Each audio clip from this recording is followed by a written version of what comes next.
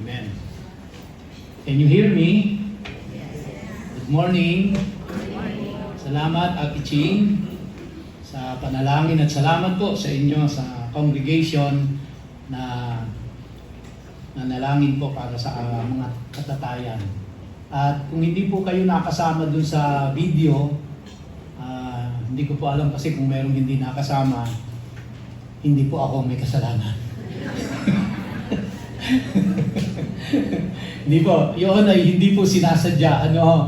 At nagpapasalamat po kami doon sa nag-effort para po to put this together, the video presentation. Sabi nga ni Ate Ching ay nakaka-touch. Ako nga muntik pang maiyak. Kaya salamat po doon sa nagpagod para mabigyan kami ng magandang presentation ng mga katatayan. At kami po ay in-honor sa umagang nito. Salamat po sa inyong lahat. At nais po nating i-welcome ang ating tatlong bisita, si Jimson Francisco. Pwede po bang pakitayo? Ayan po si Jimson, palakpakan po natin. Welcome. Si Eddie Bacoor. Si Cole Pascual. Pwede pong pakitayo kung nandito siya. Ayun, si Cole, nasa likod. Cole, welcome. And last but not the least, si Romel San Diego. Saan po si Romel? Ayun, si Romel. Romel, welcome. Si Eddie Bacoor. Alright, so, good morning ho sa inyong lahat muli. At sa umaga pong ito, ay tatalakayin natin ang Leviticus 24 at saka ang Leviticus 27. At meron po akong espesyal na dahilan kung bakit ito ang ating tatalakayin ngayong umaga. Anyway, halos tapos na ho natin yung Leviticus 23 naman, no? At siguro po babalikan na lang natin yung dalawang natitirang feast pa para doon at tapos babalik tayo sa Leviticus 24. Pero tatalon ho ako sa Leviticus 24 at saka magsasara tayo sa Leviticus 27. And again, as I have said, meron po akong espesyal na dahilan bakit ko gagawin yon. Pero bago po ang lahat, tayo po muna ay saglit na manalangin. Aming Ama, muli, salamat sa tagumpay ng gawain ngayong umaga. Salamat, ikaw ay napapurihan at ikaw ay aming naparangalan. Salamat sa pribilehiyong ipinagkaloob mo sa bawat isa sa amin na binigyan mo kami ng buhay at kalakasan upang muling makapaglingkod sa iyo at ikaw ay aming pong paglingkuran. At sa umagang ito, O Diyos, inihiling namin na ikaw ang muna sa aming pag-aaral. Buksan mo ang aming mga isipan, bigyan kami ng kaliwanagan. At dalangin namin, O Diyos, na ito ay hindi lamang maging kaalaman sa amin, kundi anuman ang ipinag-uutos mo ay amin pong maisagawa. Anumang prinsipyo ang itinuturo mo ay ang tagapaghatid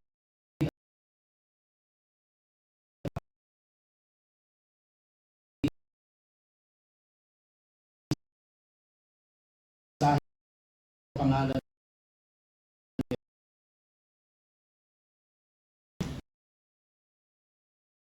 ng ipinreach ko ito. Meron po ba nakakaalala? Wala na. Yung naunawahan ko yung 60 years old pataas. No? Ang hindi ko maintindihan, yung mas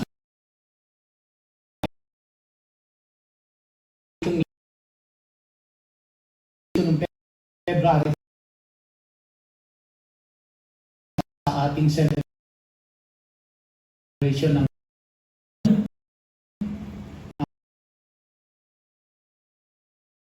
sa pag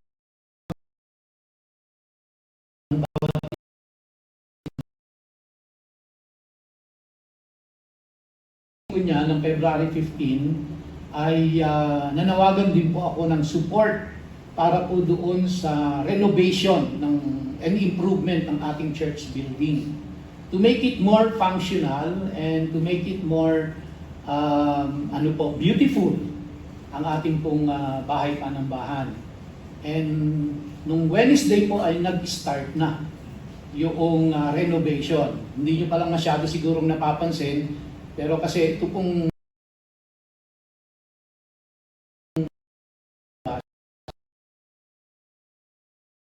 start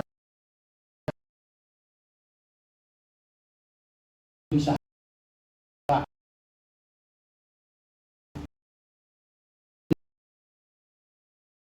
doon, ginagawa na yung ceiling, may mga braces na doon dahil lalagyan na ng kisame yung sa may baba po, dun sa ground floor, dun sa labas, bago kayo umakyat ng hagdan. At nagsimula na rin po silang maglagay ng mga brace dito sa ilalim, sa ground floor natin, sa loob, para lalagyan na rin siya ng kisame. And soon, lalagyan na rin nila ng mga flooring yun na maganda, at yung mga classrooms ng mga bata ay lalagyan na ng mga kisame at magandang ilaw. So sa madalit salita po, ito ay aabutin siguro more or less mga 2 months na renovation project. Kaya with that, ako po ay nag-appeal sa inyong lahat to support these projects in terms of financially supporting this project. Dahil alam mo natin, celebration of 7 Feasts of the Lord at yung church renovation, lahat po yan may kaakibat na gastusin. At lahat po tayo ay magtutulong-tulong para nang sa ganon ito ay ma-accomplish natin. No? So, ang nais ko pong muling ihatid sa inyo ay ang mga principles na matututunan natin dito po sa ating tatalakayang pag-aaral ngayon. So basahin ko lang po yung Leviticus 24 verses 1 to 9. The Lord spoke to Moses saying, "Command the people of Israel to bring you pure oil from beaten olives for the lamp, that a light may be kept burning regularly. Outside the veil of the testimony, in the tent of meeting, Aaron shall arrange it from evening to morning before the Lord regularly. It shall be a statute forever throughout your generations." Nagbago ang tunog ko, no? Nagbago ang tunog. Pumangit boses ko. Maganda boses ko, ha? Hindi lang magandang kumanta. Yan. Verse 3, outside the veil of the testimony, ay nabasa ko na to. Verse 4, he shall arrange the lamps on the lampstand of pure gold before the Lord regularly. Now, let me explain. Review na lang to kasi po ito ay natalakay na natin noon. Ano po ang gusto kong bigyan ng emphasis dito? Unang-una po, the command for pure oil. No, ang utos ng Panginoon kay Moses, tandaan niyo po, ito ay command ng Diyos para sa bayang Israel, sa lahat ng mamamayan ng Israel, na ipinadaan niya kay Moses. Sa madalit salita, hindi ito utos ni Moses. Ito po ay utos ng Diyos. Pinadaan kay Moses at ipinag-uutos sa buong bayan ng Israel. 3 million of them ang inuutusan ng Diyos dito. At ang pinagagawa ng Diyos sa kanila ay magdala sila ng langis. Lahat sila, no? So this is a congregational responsibility. At yung pong olive oil na yan ay gagamitin para yung pong kanilang menorah na ilaw sa loob ng kanilang tabernacle ay laging nakasindi 24/7. So kaya yung responsibility po na panatilihing nakailaw yung pong menorah sa loob ng tabernacle ay hindi lang responsibility ng mga leaders. Ito po ay responsibility ng buong bayang Israel. Bawat mamamayan ay meron pong responsibilidad na sila ay makilahok, sila ay makiambag, sila ay makipasan para magpatuloy ang gawain sa templo. Bakit ito mahalaga ito? Ba't binigyan ng emphasis ito? Kasi pag wala pong sindi yung menorah sa loob ng tabernacle, wala ho silang magagawa doon sa loob. Hindi mape-perform ng high priest yung kanyang responsibility, hindi mape-perform ng mga priest yung kanilang mga tungkulin dahil madilim sa loob. At kailangan panatiling nakasindi ito. Pero para panatiling nakasindi, kailangan merong oil, merong fuel. At ang ibinigay na instruction ng Diyos sa kanila, ang ilalagay nila na pinaka-fuel nung pong lamp ay yung beaten olive oil. Ibig sabihin yung pure, yung the best ang ilalagay nila doon. So ibig sabihin hindi sila maglalagay ng kung ano-ano lang doon. Dapat yung the best ang ilalagay nila. At lahat sila ay may responsibilidad. No? Walang isang tao sa kanila na walang responsibilidad para panatilihin nakasindi yung oil. 24/7 yon. Hindi dapat mamatay yung kanilang menora na yon.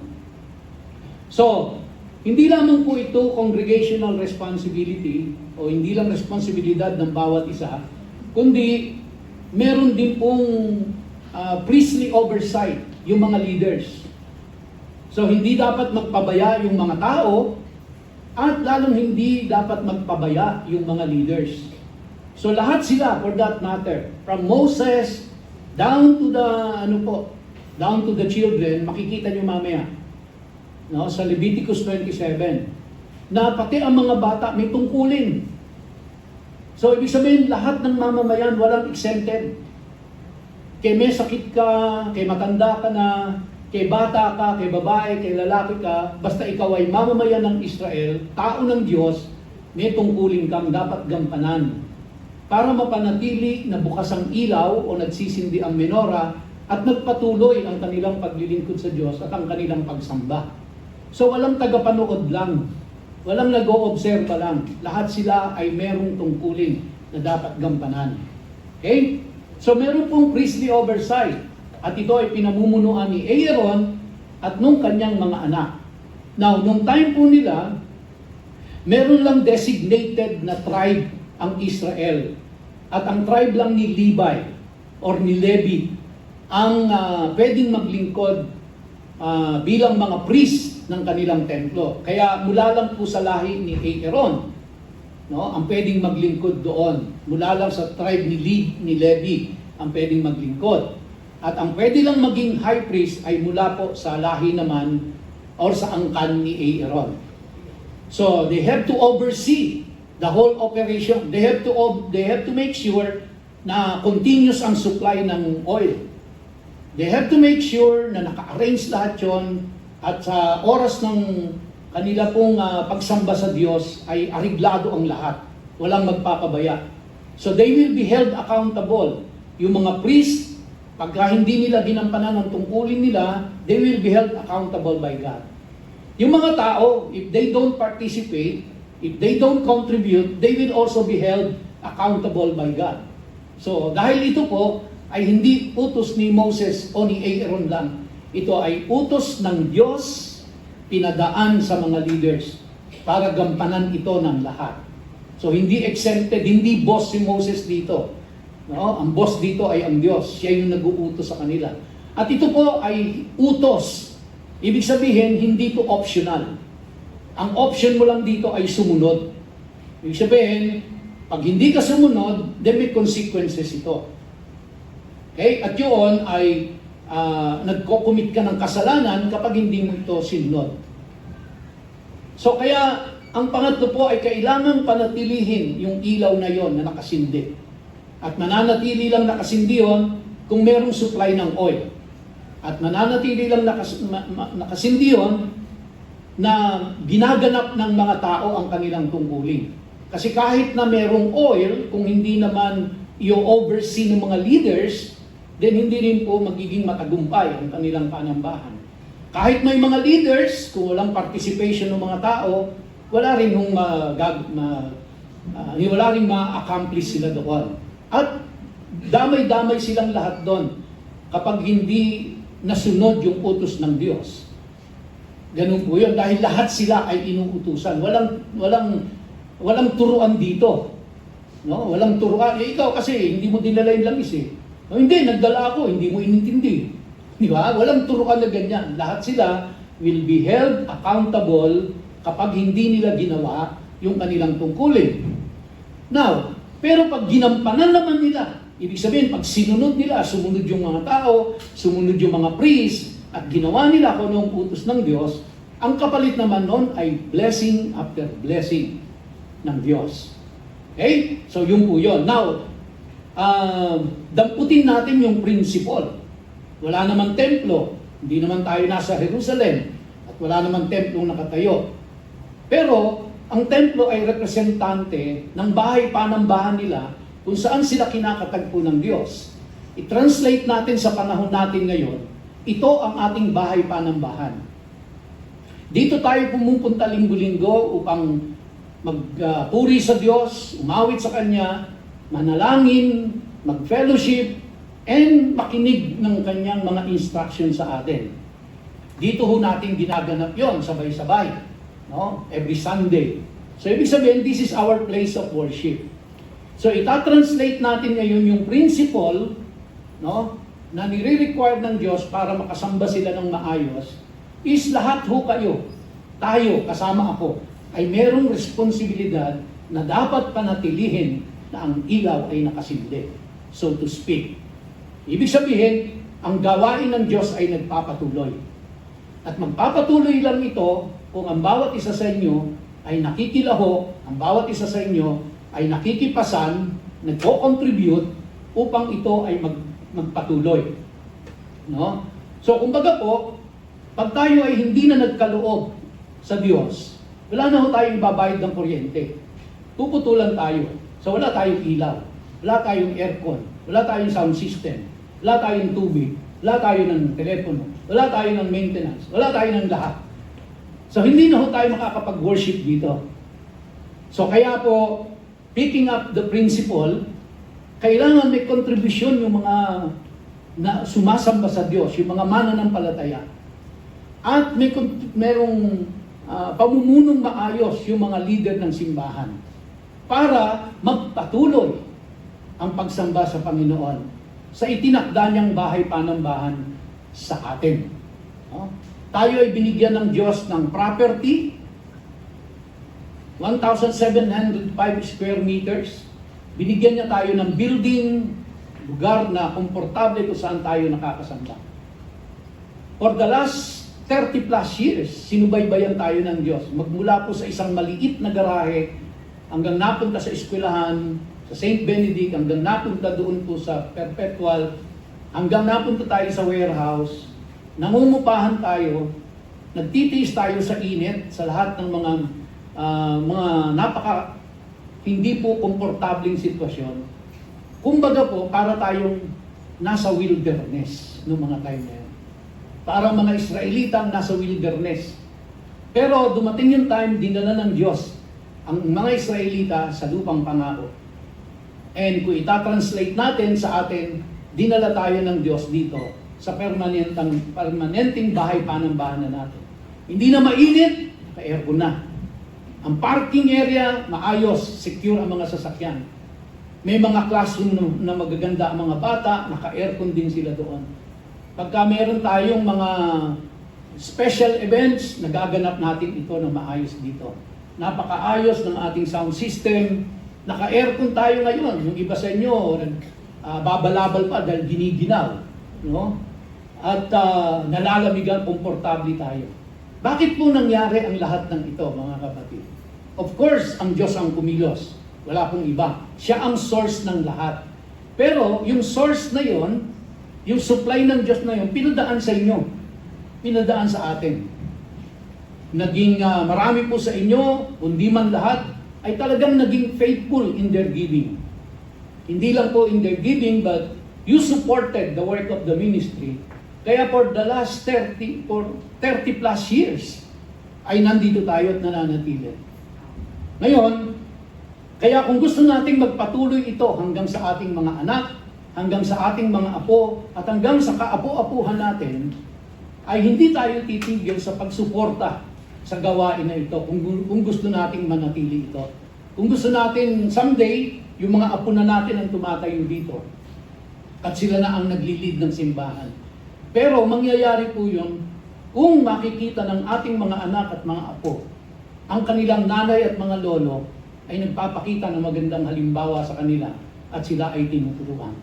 mawala man tayo sa mundong ito, nakasisiguro tayo na ipagpapatuloy ng Diyos ang gawain na ito. Dahil meron tayong mga anak at mga apo na tinuruan natin kung paano maglingkod sa Diyos, kung paano sumuporta sa Kanyang gawain. Amen? Amen po ba? Palakpakan naman natin ang ating Panginoon dahil siya po ay talagang faithful ang ating Panginoon kung bakit tayo nasa ganitong kalagayan ngayon. Sabi rin po sa Exodus 27:20, no? Hindi lang po dun sa Leviticus, kundi sa Exodus pa lang, nasa wilderness sila. Sabi ng Diyos sa kanila, "You shall command the people of Israel that they bring to you pure beaten olive oil for the light, that a lamp may regularly be set up to burn." Just to reiterate po, yung utos ng Diyos na magpatuloy na nakasindi ang lampara o ang lampstand o yung pong menora sa kanilang templo. Now, moving on to Leviticus 27. Alam niyo po ba na ang Leviticus 27, ang nilalaman nito ay kung papaano ipifinance ang sanctuary. Kung paano ipifinance yung po kanilang bahay panambahan, so to speak. Kaya ang pipikapin po natin dito ay yung principle na nakapaloob at i-apply natin sa pangkasulukuyan nating kapanahunan. At sa pagsasara ko po, kasi hindi ko naman matatapos yung buong Leviticus 27 ngayon, tatapusin ko po ito sa mga prinsipyo or mensahe ko na kung papaanong ang pagbibigay ay hindi nagdudulot ng pagpapala. Alam niyo po ba yan? Kasi normally, ang isip natin, pag nagbibigay tayo, pagpapalain tayo. Tama po? Kasi yun ang ating, pangkaraniwang naririnig, natututunan. Pero alam niyo po ba na merong tatlong pagbibigay na kahit magbigay ka, hindi ka pagpapalain. Tingin ko baka iba sa atin nagagawa ito na hindi natin alam. At nagtataka tayo, nagbibigay naman ako, ba't di ako pinagpapala? Pero baka hindi kasi natin alam na may mali pala yung ating ginagawa. Hindi natin kasalanan kasi baka hindi na ituro sa atin. Diba? Kaya maaaring kasalanan ko. Kaya patawagin mo ako. At least ngayon, tuturo na natin, malalaman na natin. Now, tingnan po natin yung Leviticus 27. Ito pong Leviticus 27 ends with the subject of dedication and stewardship of God's things. As I have said, Leviticus 27 teaches us how to finance the ministry of God. Kaya po hinalight ko yung pangalawa dahil yun ang aking bibigyan ng emphasis sa umagang nito. Worship includes practical support for God's Word. Practical support for God's Word. And of course, ito pong Leviticus 27 ay piniprepare din ang mga Israelita bago sila pumasok sa Promised Land. Alam niyo po, hindi lamang ang dahilan kung bakit ang mga Israelita ay hindi nakapasok agad sa Promised Land, hindi lang po dahil sa kasalanan. Totoo, nagkasala sila. Kaya yung 11 days na journey nila, naging 40 years. Pero, kaya po kasi din nangyari yun, ay habang nasa wilderness sila, tinuruan sila ng Diyos doon. Kasi nung nandoon sila, nasa wilderness na sila, laya na sila sa mga Egyptians, sa pamumuno ni Moses, papunta na sila sa Promised Land, pero ang utak pa rin nila ay mga Egyptians. Kaya nung konting naghirap, konting nauhaw, konting nagutom, balik na tayo sa Egypt, may pagkain doon, may inumin doon. You see? So, nasa wilderness sila, pero ang utak nila, Egypt pa rin. Kaya anong ginawa ng Diyos? Tinuruan sila doon sa wilderness na mag-utak, mga Hudyo na kayo, hindi utak Egyptian. Kaya, pinanatili sila ng Diyos doon sa wilderness for 40 years to prepare them to conquer the land. Kasi paano nila i-conquer yung lupain na yon kung ang utak nila mga Egyptian pa rin? Kailangan maging utak conqueror na sila. Kaya pansinin nyo, 2 lang tao ang nakapasok sa Promised Land. Out of 3 million. Dahil ang pumasok doon, wala nang utak Egypt. Bakit? Doon na sila pinanganak sa wilderness. No? Kaya pinrepare sila ng Diyos. Kaya sa tingin ko po, yung nilakbay natin mula sa maliit na garahe hanggang doon sa nangungupahan tayo ng gym sa eskwelahan, hanggang doon sa perpetual na tayo ay inuulan, pakot ng mga gamit, pagkatapos nilipat tayo sa warehouse, naubos ng init, para kang nasa wilderness. Bago tayo dinala dito. Kasi sa tingin ko po, nung panahon na yon, hindi pa tayo ready humawak ng 1,705 square meters of property and worth around, sabi nung contractor sa akin, kung tatapusin niya lahat ang building na dinesign ng architect, lahat-lahat po, it will cost him 50 million doon sa building. Hindi pa tayo ready para doon, siguro lang sabi ng Diyos. Kaya unti-unti na tayong dinala. Now we are ready. Kaya dinala tayo ng Diyos dito sa property na ito. We can now manage it, we can handle it, and we can maintain it. Kaya po tayo nandito ngayon, mga kapatid. At I don't know kung ano pang gagawin ng Diyos. Baka lagyan ito ng 2 pang palapag sa taas later on. No? Pag yung apo na natin ang senior pastor dito. But who knows? This is God's property. So, mga kapatid, basahin natin yung 27. The Lord spoke to Moses, saying, "Speak to the people of Israel." Take note, ha? Speak to the people of Israel and say to them, if anyone makes a special vow, another word for vow is if anyone makes a special pledge. Kasi dito po sa 27, makikita natin na hindi lang po ang tithing ang source of support financially ng sanctuary. Tithing is just one of them. Isa lang ang tithing sa pagbibigay ng support sa financial need ng church. Isa lamang po siya. Tuloy natin. If anyone makes a special vow to the Lord. So, ibig sabihin, bukod sa tithing, may pledge. Kasi yung tithing po, makikita natin sa dulo. Nandoon siya. So, unang-una, if anyone makes a special pledge or vow to the Lord involving the valuation of person. Ano po yung sabihin nun? Bawat tao sa Israel ay meron silang kaukulang halaga. May itinakdang halaga ang Diyos sa bawat isa sa kanila. Now, let's move on. Then the valuation of a male, lalaki, from 20 years old and up to 60 years old. Mula 20 hanggang 60 years old, shall be 50 shekels of silver. Ang itinakdang halaga sa bawat lalaki na 20 taon gulang hanggang 60 ay 50 shekels. Ano pong equivalent ng 50 shekels? Para magka-idea kayo. Ang 50 shekels po, sa panahon nila, ang 1 shekel, which is, yun yung currency nila. Kumbaga sa atin, peso. Sa kanila, shekel. Ang 1 shekel po, ay 1 buwan sweldo nila. Yun po ay may katapat na kung ilang milligrams ng silver. So, I think ang mga 200 milligrams ng silver ang 1 shekel. So, ang 1 shekel, 1 buwang sweldo.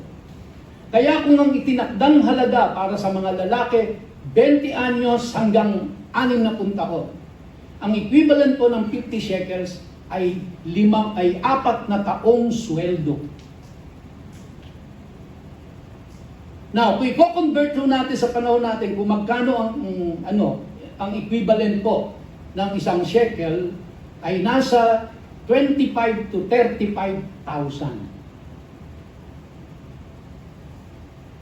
So kaya kung ikaw ay lalaki, 20 anyos pataas hanggang 60, ang value na itinakda sa iyo, na ano po ito iahandog sa Diyos, ay 4 na taon na sweldo mo.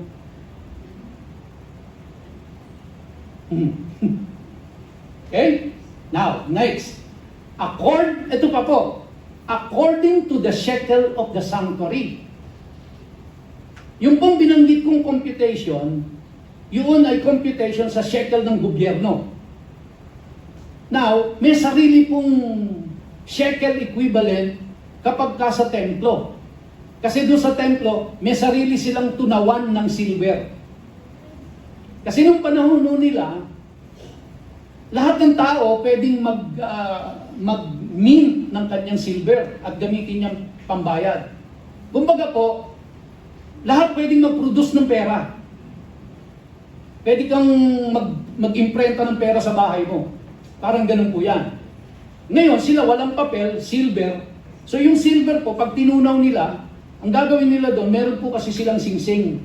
Yung singsing na yon ay meron pong marka yon na dedicated lang para dun sa tao na yon. Kaya yung tinunaw na silver, pagka malambot na po yun, ididiin nila yung singsing doon, mamarka yung kanilang, kumbaga, parang initial nila, na kanyang pera yon. At yun yung ginagamit niyang pambili. Pagdating po sa templo, titimbangin yon. Titingnan kung tama sa timbang o hindi ka ng daya. Okay? So, ganun po yung sistema no danong panahon yun. Kaya ngayon, ang ginawa po ng templo, ng pamunuan ng mga priest, nag-produce sila ng sarili nilang shekel. Na mas mataas ang presyo kesa dun sa ginagawa lang ng tao.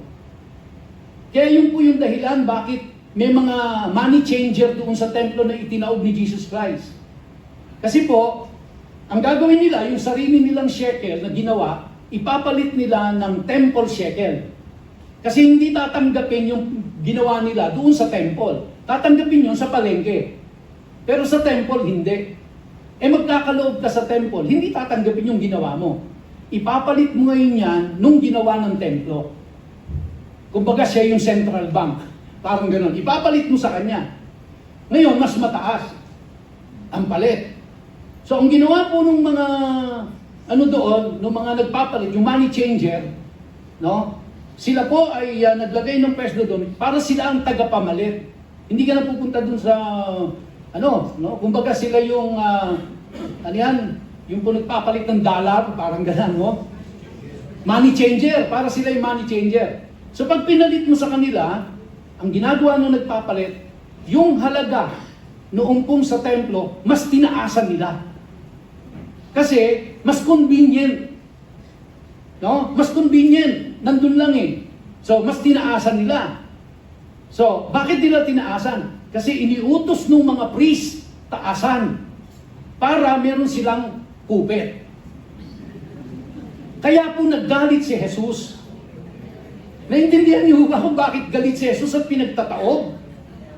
Kasi alam ni Jesus na kumikickback yung mga priest. Yun po yung kwento dyan. Yan yung sistema dyan. Kaya tinaob ni Jesus yun. Galit siya sa kickback. Hindi siya galit doon sa tamang presyo ng templo. Ano nangyari ho? Pinahirapan yung mga tao. Gipit na nga yung mga tao eh. Ninakawan pa. Dahil doon sa palit. Tapos ang nakikinabang pala, yung mga priest na nasa templo. Kasi may kickback sila doon sa kinikita ng money changer. Kita niyo po? Kaya nung unang panahon ba, may kickback na. Hindi lang ngayon yan. Galit si Jesus. Kaya galit si Jesus dyan sa mga nagkikickback na yan. Pinahihirapan ang tao. No? Tinaob niya yung mga lamesa nila. Okay, tuloy tayo. Kumbira, parang 10 minutes na lang ako. If the person is a female, mga babae, kala nyo ligtas kayo? Ito, if the person is a female, the valuation shall be 30 shekels naman kayo. So, kung kami mga lalaki, 50, kayo 30. If the person is from, listen to this, if the person is from 5 years old up to 20 years old, the valuation shall be for a male 20 shekels.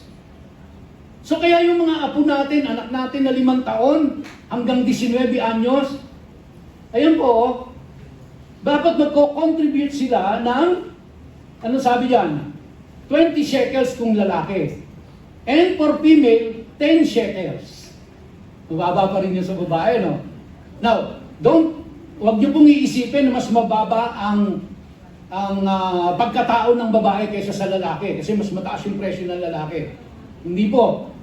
Hindi ganun ang analysis dyan. Ha? Ang ibig sabihin lang po niyan, babae, lalaki, bata, lahat sila ay merong pagkakataon na sila po ay makakontribute para sa gawain ng Diyos. That's the principle there. If the person is from a month old, kapapanganak pa lang. If the person is from a month old up to 5 years old, the valuation shall be for a male 5 shekels. 5 buwang sweldo yan, ha? Yung 5 shekels na yan. 5 shekels of silver, and for female, the valuation shall be 3 shekels of silver. So kaya dun sa apo mo na 5 taon, 5 buwan sweldo. Dun sa apo mong 3 buwan, 3 taong gulang, 3 buwang sweldo.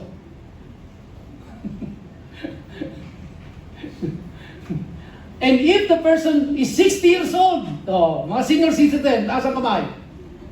Yan, mas mababa kayo kasi sabi diyan, and if the person is 60 years old or over, then the valuation for a male shall be 15 shekels. Kaya noong panahon ng Old Testament, meron na pong discount ang mga senior citizen. Kala nyo ba ngayon lang naisip ng tao yan? Panahon pa ni Moses, may discount na ang senior citizen. Di ba? Kasi, pag senior citizen ka, hindi 50. Ayan lang, ang ibibigay mo ay 15 shekels. And for a female, taas ang kamay ng mga female na senior citizen. Yon, 10 shekels lang kayo. Di ba?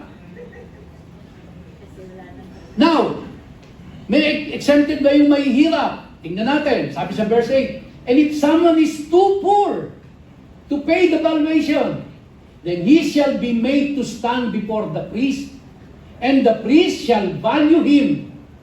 Walang exempted. Kahit mahirap ka, lapit ka doon kay priest, at yung priest, i-evaluate ka.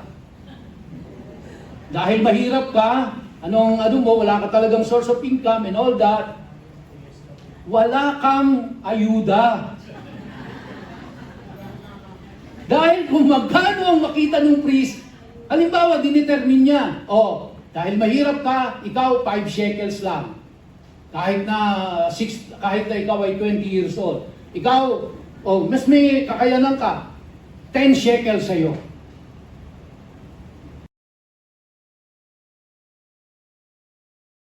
You see, walang principle here. Source of healing. Na wala kang at alam din ng Diyos na kung gaano ang kakayahan mo. Wala tayong mailili.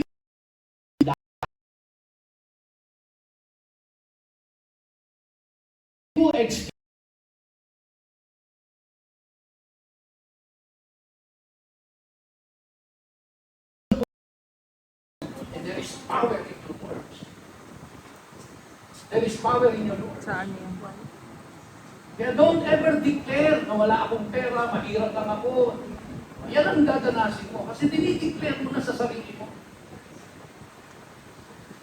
Diba? So mas maganda po, paggising mo sa umaga, Lord, salamat po sa paparating na financial blessing sa akin sa araw na ito. Dahil tatay kita, hindi mo ako pababayaan.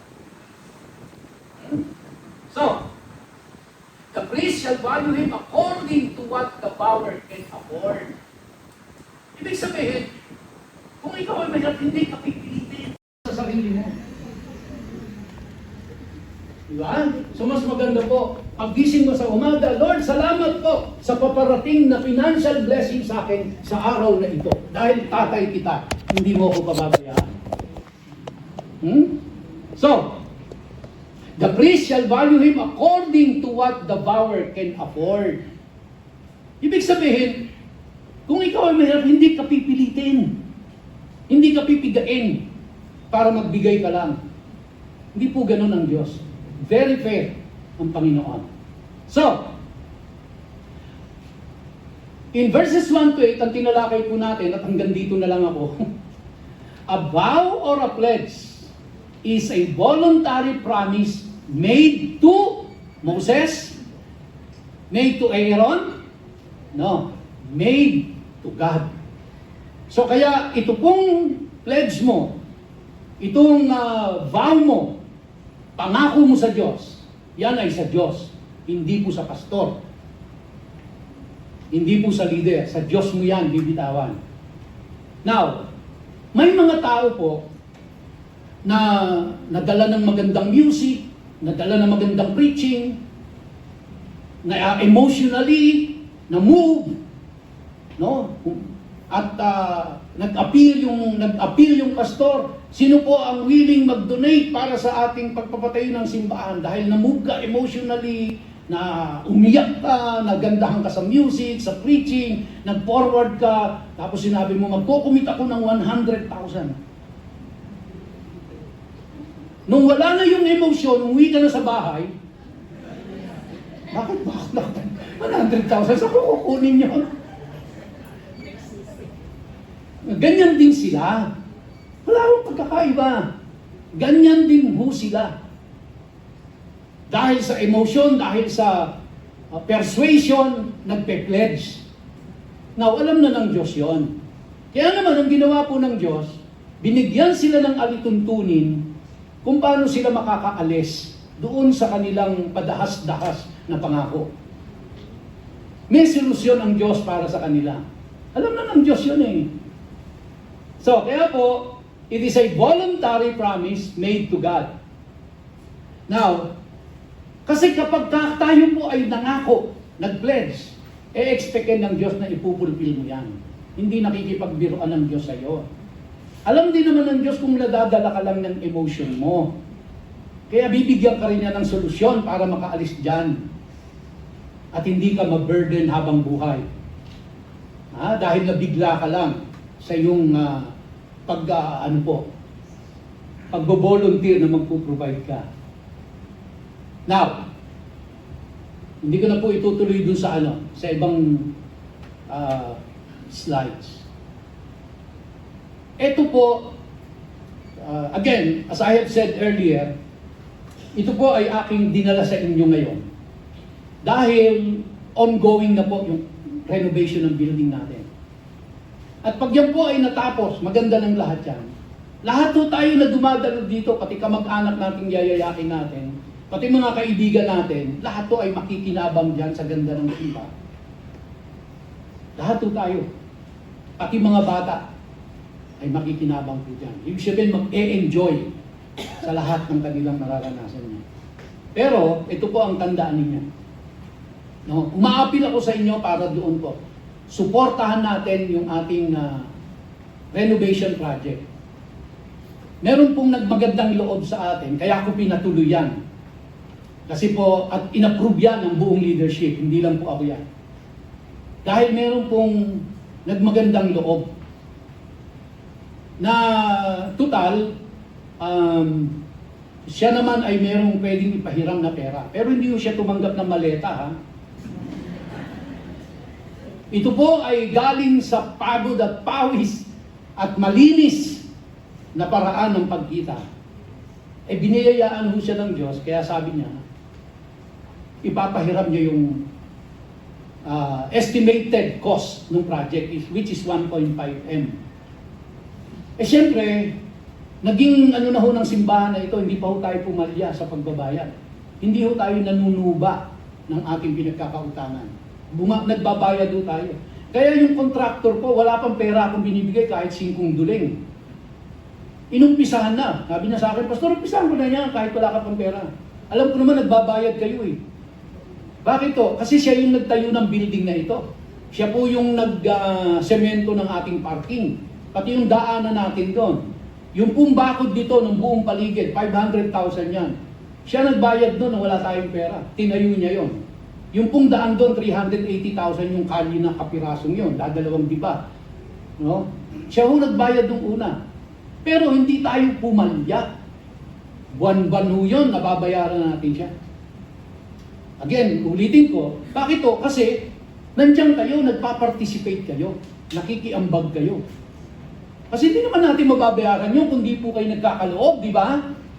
Hindi natin mapapanatili ang kuryente rito, ang tubig, telepono, maintenance, kung hindi ho kayo faithful in your giving. Maliit, malaki, ay lahat yan pag pinagsama-sama mo, yan po ay magbubunga na maganda. Okay, so, naiinip na ba kayo kung ilan yung mga pagbibigay na nagdudulot, na hindi nagdudulot ng pagpapala. Ito po ang una. Paulit-ulit, bigyan nyo na ako ng ilang pang minuto, ha? Please lang, okay? Okay lang po? Okay. Inabala naman kayo ng mga tatay. Ito po, paulit-ulit na pinatutunayan ng Biblia na mahalaga ang pagiging pagkakaloob.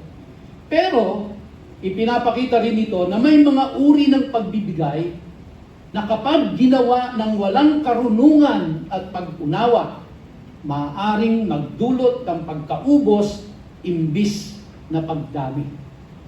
Ang unang uri ng pagbibigay ay ito po, na hindi may kaakibat na pagpapala. Ang unang uri ng pagbibigay dahil sa pamimilit o guilt.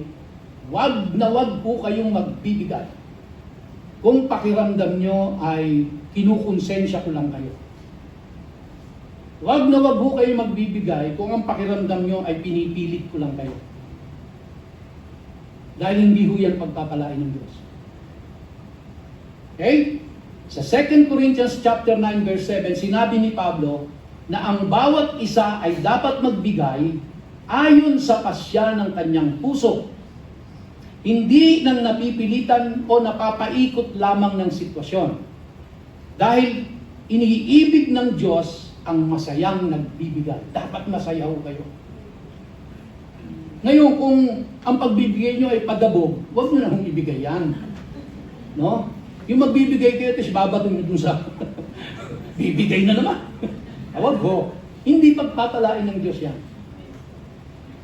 Kumbaga, pag magbibigay ka, whether 5 yan, or 5,000 yan, or 10,000 yan, masayang-masaya ang kalooban mo. Dahil hindi nakatingin ang Diyos sa halagang inilalagay mo. Nakatingin siya sa pusong nagbibigay.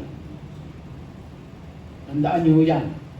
Ang punto rito ay hindi gusto ng Diyos ang pagbibigay na bunga ng pressure, emotional na manipulasyon, takot o pakiramdam na wala kang ibang pagpipilian. Kapag ang tao ay nagbibigay dahil napilitan lang, unti-unting nawawala ang saya sa pagiging mapagbigay. Sa halip na magkaroon ng kagalakan, maaaring magkaroon ng sama ng loob.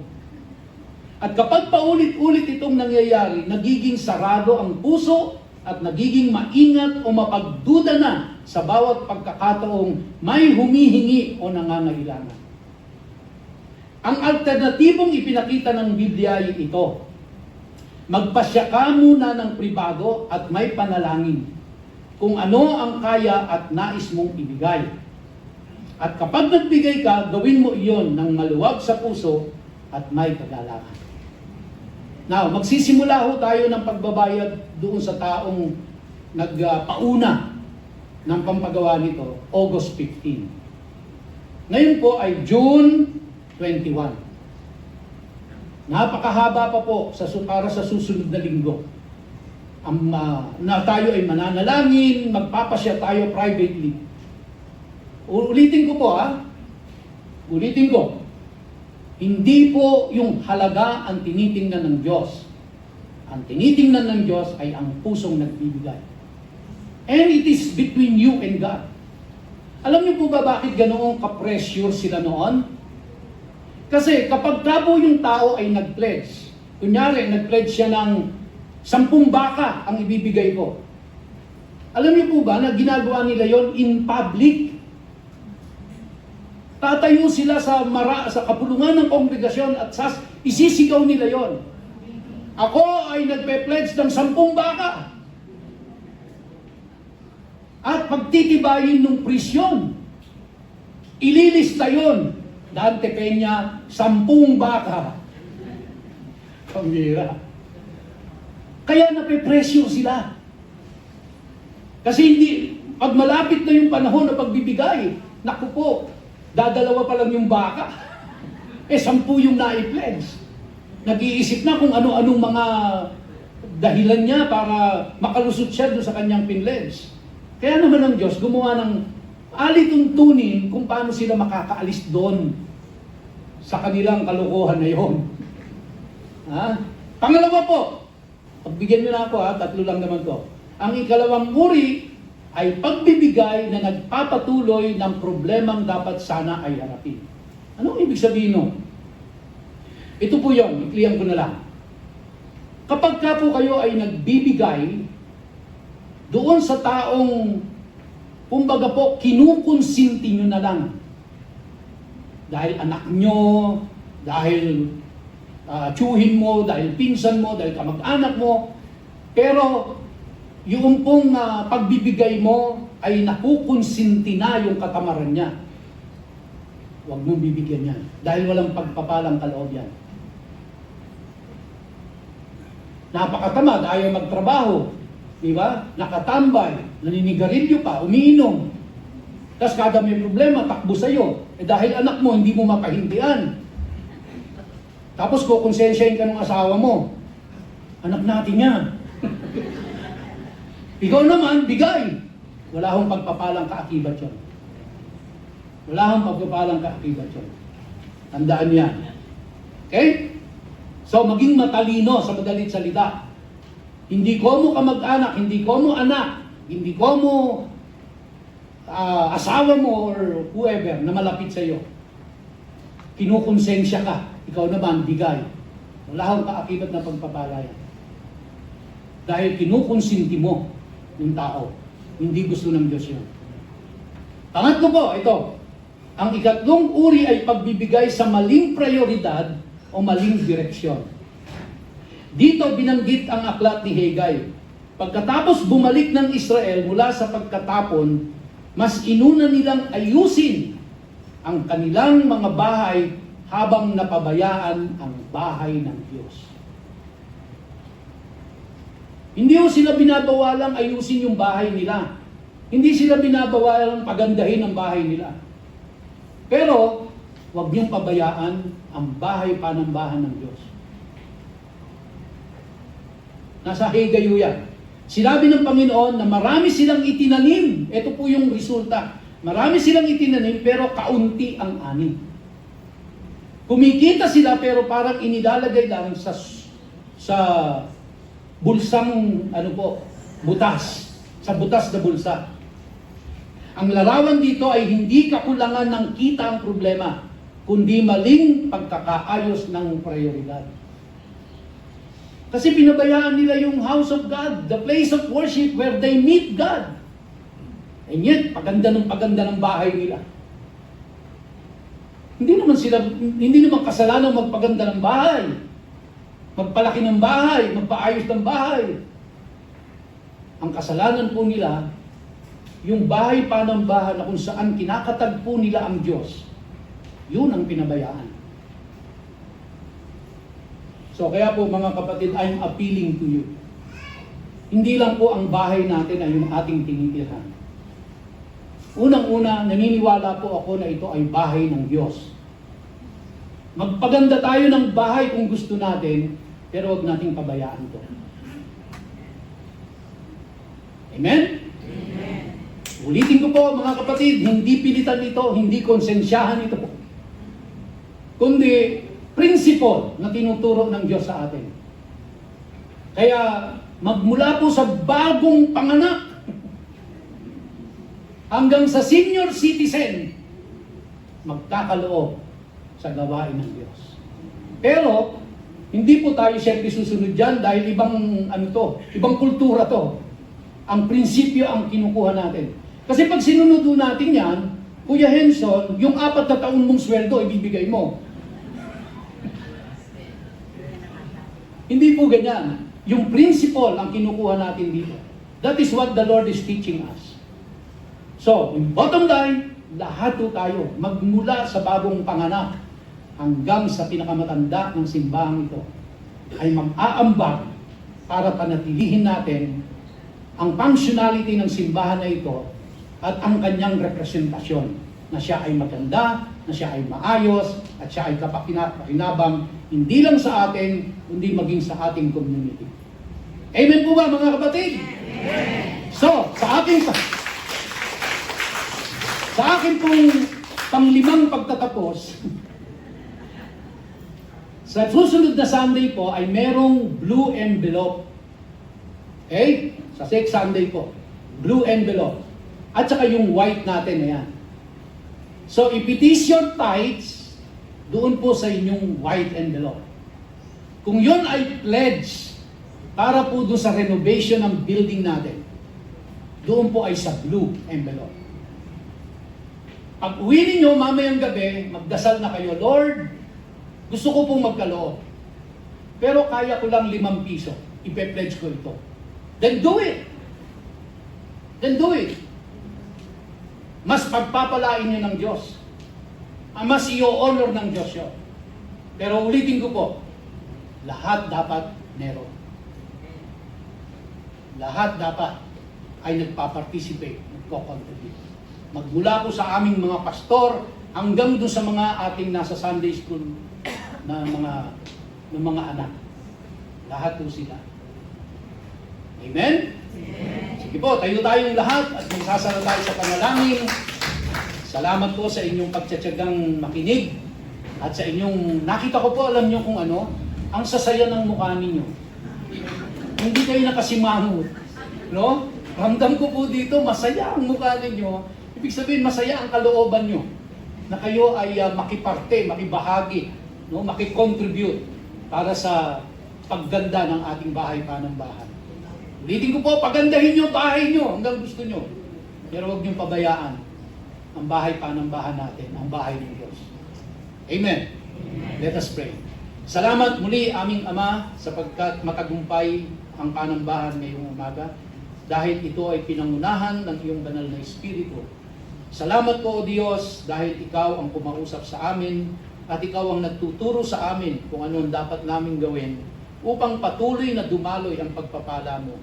Maraming salamat sa iyong mga prinsipyong itinuturo. Ang hiling lang namin, turuan mo kaming lahat, Panginoon, na kami ay sumunod sa prinsipyo at sa iyong mga alituntunin na ipinagagawa sa amin. Again, Lord, nagpapasalamat kaming lahat. Nagsimula na ang renovation ng building na ito. Salamat, Panginoon, sa mga taong ginagamit mo upang ito ay maisakatuparan. Salamat, O Diyos, at Ikaw ang patuloy na kumikilos sa aming simbahan. Pagpalain mo po ang bawat pamilya na nire-represent ng bawat taong naririto. Pagpalain mo ang bawat manggagawa, ang bawat tatay, Panginoon. Pagpalain mo kaming lahat. Sa iyo ang papuri, pagsamba at pagdakila sa pangalan ni Yeshua. Amen and amen. God bless you, mga kapatid. You are dismissed. God bless you.